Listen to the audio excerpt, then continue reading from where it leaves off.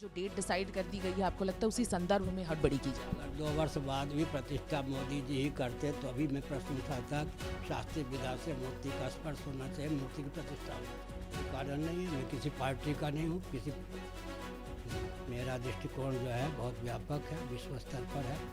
मैं नाराज़ होता ही नहीं। नाराज़ होने का अर्थ क्या है? मैंने पहले कहा, आग जहाँ प्रकट होती है वह उसी को जलाती हुई प्रकट होती है। ऐसा है कि प्रधानमंत्री नकली नहीं,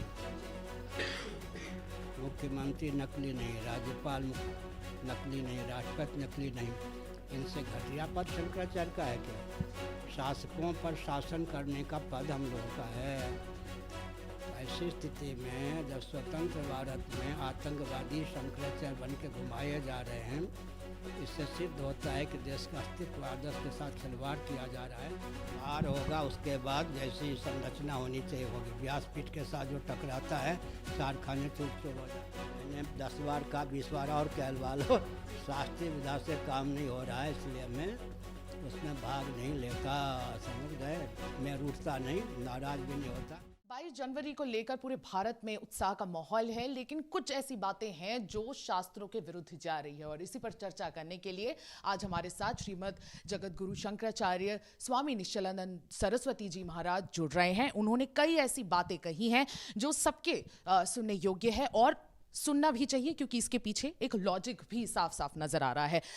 महाराज जी, सबसे पहला सवाल, विवाद भी शुरू हो गया है। कहीं ना कहीं उत्साह तो ज़रूर है पूरे भारत देश में, और बहुत सालों बाद ये कार्य हो रहा है, शायद इसलिए भी बहुत ज़्यादा उत्साह है पूरी कम्युनिटी में, पूरे भारत वर्ष में।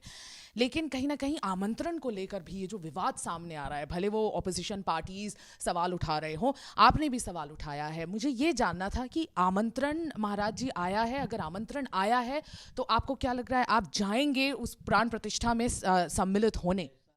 कि मेरा हृदय ऐसा नहीं कि निमंत्रण दे तो फूल जाऊं, निमंत्रण ना दे तो कुपित हो जाऊं। मैं छुई मुई नहीं हूँ, बहुत धैर्य है भगवत कृपा से। लेकिन परिस्थिति चल रही है, राम जी जो हैं शास्त्र सम्मत विधा से प्रतिष्ठित हों, आवश्यक है, और शास्त्र सम्मत विधा से प्रतिष्ठित नहीं हो रहे हैं, इसलिए उसमें मेरा जाना उचित नहीं है। आपका जाना उचित नहीं, आमंत्रण आ गया है। आमंत्रण आया कि एक व्यक्ति के सहित आ सकते हैं जी। लेकिन आप उससे सहमत नहीं हैं? किससे?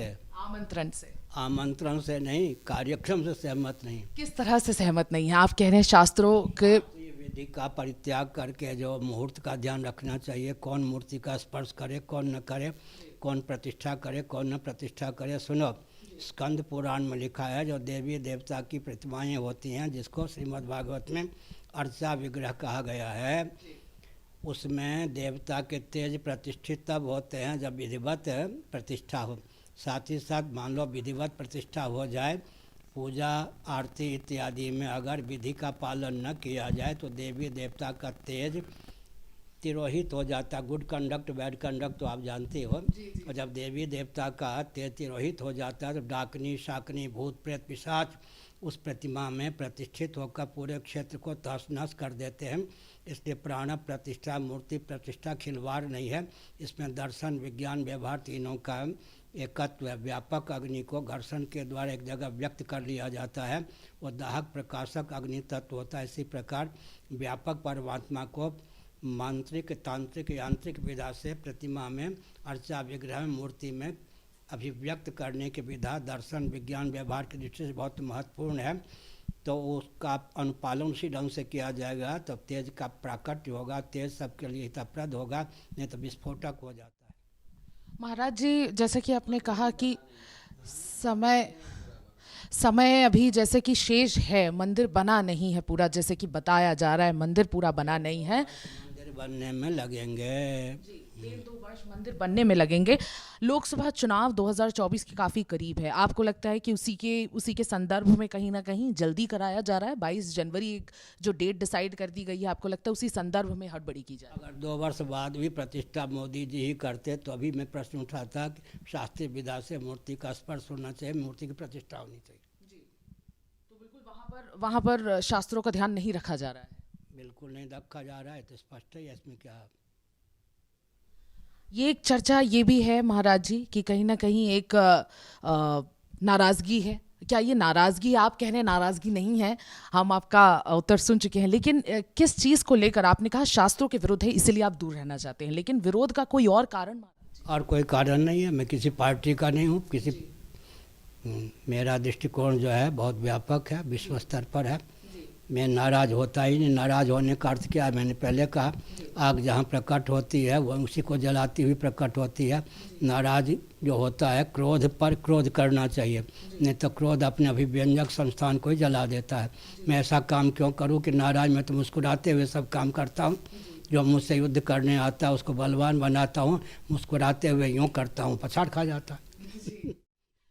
और जैसे विवादों की ही चर्चा हो रही है, ये एक विवाद और भी चल रहा है असली और नकली शंकराचार्य को लेकर, और हमारी जनता को ये जो है समझ नहीं आया कि विवाद किस चीज़ को लेकर चल रहा है, ये क्या असली और नकली शंकराचार्य की बात चल रही है, इसे ज़रा आप विस्तार में अगर हमारे जनता को बताएं तो। ऐसा है कि प्रधानमंत्री नकली नहीं है,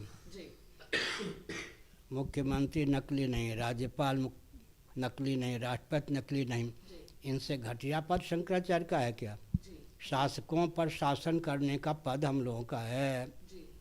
तो ऐसी स्थिति में जब स्वतंत्र भारत में आतंकवादी शंकराचार्य बन के घुमाए जा रहे हैं, इससे सिद्ध होता है कि देश का अस्तित्व आदर्श के साथ खिलवाड़ किया जा रहा है, परंपरा प्राप्त गद्दी को मिटाने का षड्यंत्र किया जा रहा है, जो सफल नहीं हो सकता।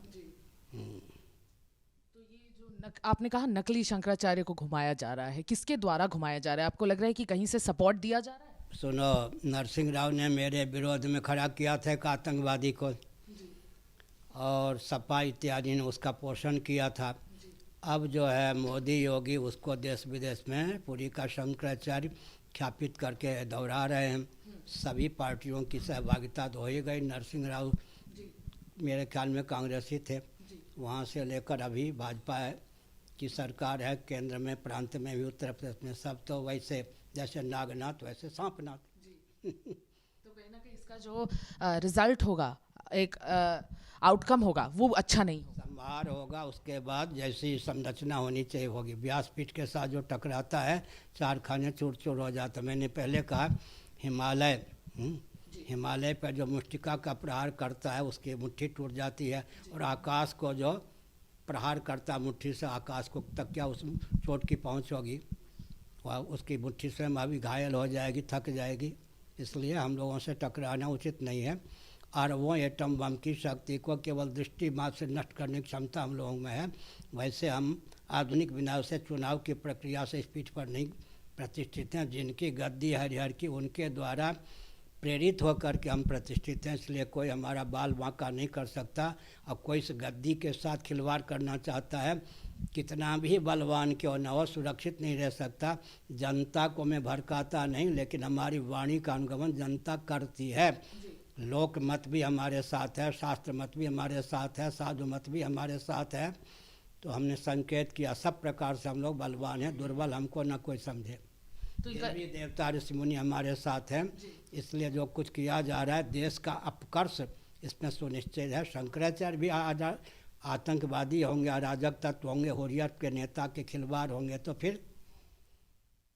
तो आपने एक चेतावनी सी दे दी है प्रधानमंत्री नरेंद्र मोदी और जो उत्तर प्रदेश के मुख्यमंत्री हैं योगी आदित्यनाथ की, अगर आपसे टकराएंगे तो? दोनों मेरे परिचित हैं। जब मैं गुजरात में भ्रमण करता था, ये देवता उस समय गुजरात के मुख्यमंत्री थे, उस समय भी उस आतंकवादी को अरेस्ट होने से बचाया था। आरंभ से ही हमसे भिड़ते रहे हैं, और दर्शन करने आए भी थे मेरे पास शपथ ग्रहण के पहले। उन्होंने कहा था, ऐसा आशीर्वाद दीजिए कम से कम भूल कर सकूं। तो अब वो इतनी बड़ी भूल कर रहे हैं, जिससे कहा था कम से कम भूल कर सकूं, उसी से टकरा रहे हैं। बुद्धू हैं या नहीं? और मोदी क्या हुआ? मोदी थोड़े हुआ, बुद्धू हो गए, अपनी बुद्धिहीनता का परिचय दे रहे हैं। एक जो नजदीक है क्या?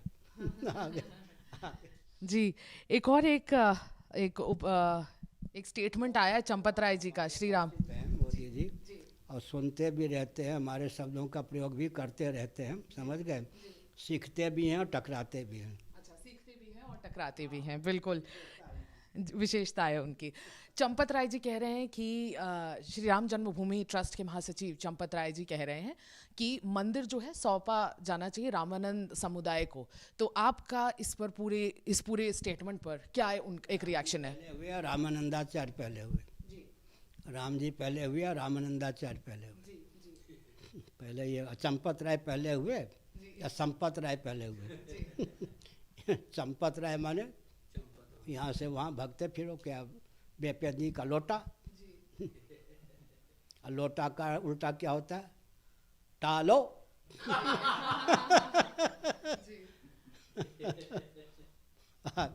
तो इसलिए आप इससे बिल्कुल सहमत नहीं हैं? मैंने 10 बार कहा, 20 बार और कहलवा लो, शास्त्रीय विधा से काम नहीं हो रहा है, इसलिए मैं उसमें भाग नहीं लेता, समझ गए। मैं रूठता नहीं, नाराज़ भी नहीं होता, नाराज़गी कोई लक्षण भी नहीं। मैं बहुत हंस के ही खेलता कूदता हूँ, युद्ध भी करता हूँ तो सबके हित की भावना से हंसते हुए ही युद्ध करता हूँ, समझ गए। क्या आपसे ट्रस्ट ने किसी प्रकार की कोई भी सुझाव लेने की कोशिश की? क्या कोई सुझाव मांगा गया था? आपने कोई सुझाव दिया कि देखिए ये शास्त्रों के विरुद्ध हो रहा है, जो भी हो रहा है, तो इसे रोका? सुझाव कौन लेगा? धार्मिक क्षेत्र का नेतृत्व भी मोदी योगी अपने पास रखना चाहते हैं, सुझाव लेने की उनको आवश्यकता क्या है? फिर हमसे सुझाव लेंगे, उसके बाद जजमेंट वो करेंगे, तो हम वकील हैं उनके और जो जज बन के काम करेंगे, हम सुझाव ही क्यों देंगे? अच्छा, तो कोई सुझाव नहीं दिया गया? सुझाव हम किस आधार पर दें? उन्होंने मांगा नहीं और सुझाव में क्या देता?